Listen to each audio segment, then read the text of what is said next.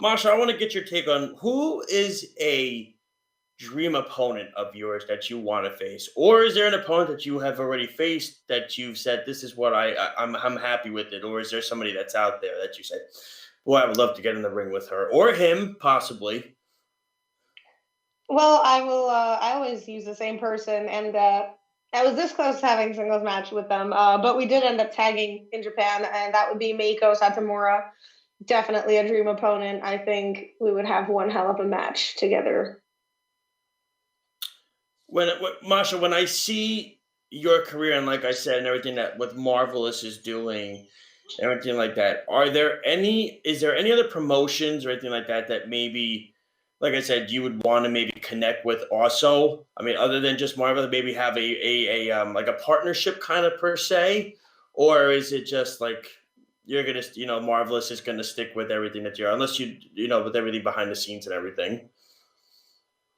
Well, I don't. I don't really have an answer for you because I don't know what the future holds. But I definitely do see myself returning to Marvelous when I can get back into Japan. Um, and everything else aside from there, well, you never know what's gonna come up. Go for it out. Speaking of Japan, what was your time like wrestling for Marvelous in Japan? And did you get to go into any different cities and really explore what those cities were like? My time with Marvelous was a really wonderful experience. I was lucky enough to get to stay there for an entire year, so that was so awesome for me, as I'd wanted to do that forever. And I did get to travel a lot. We wrestled in places like Sendai, Osaka, Nagoya, and I would go out and explore places like Chiba, Yokohama, Tokyo, of course.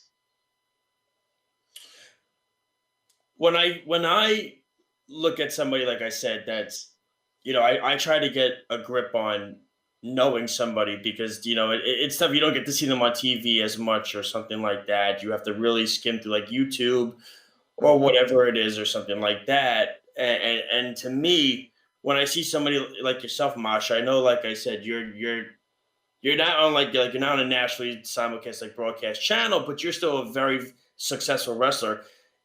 How do you tell somebody that, you know, especially today in like the indie scene and everything like that, necessarily you don't have to be in WWE or AEW to have a successful career. Like that's like the thing now. That's the thing. Like you could be in the indie scene, have a great career, and be content with it. I mean, you're seeing it all over the place. Actually, people leaving WWE are having better careers now than they were in WWE. So how do you tell a wrestler that feels that they always have to say to themselves, God, I wish I could just go to WWE or anything like that? Do you tell them you don't need to go there? Like you could be successful anywhere you want. It's all just depends on how your work ethic is. Have you ever like told somebody that or anybody that before?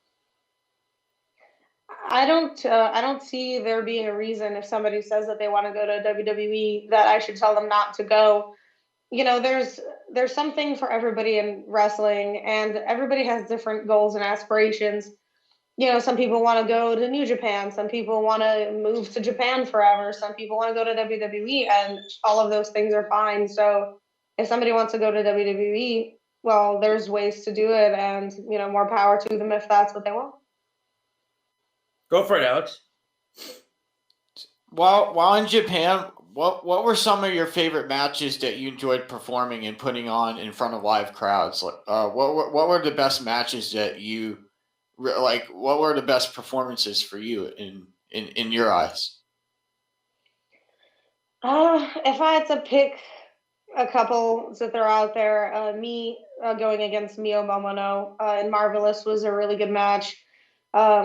Me and Chihiro Hashimoto at the Kickoff to Guyism show was really good as well. And of course, tagging with Meiko Satomura against Kaoru and Ryo Mizunami was really, really awesome as well. Who was a wrestler, like I said, that you grew up like? Who was an idol of yours? Was it I don't know? Was it Alundra Blaze, a Trish Stratus, any of those people that, like you said, maybe you somebody that you wrestled in Japan, possibly? Who was an idol of yours that you grew up watching? Definitely wrestlers like Chris Benoit, Dynamite Kid, Bret Hart, The Undertaker, to name a few.